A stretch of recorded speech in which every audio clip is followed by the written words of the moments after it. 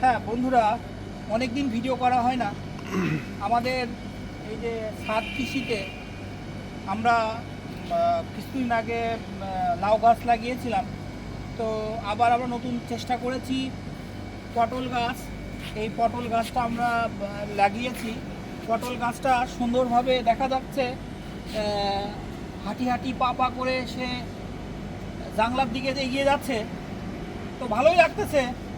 আরও ভালো লাগতেছে যে আমাদের আরেকজন কৃষিবিদ ফজলে সাহেব তিনি ধুন্দলের কিছু গাছ বীজ বুপেছেন, সেখানে ফলের গাছ হয়েছে।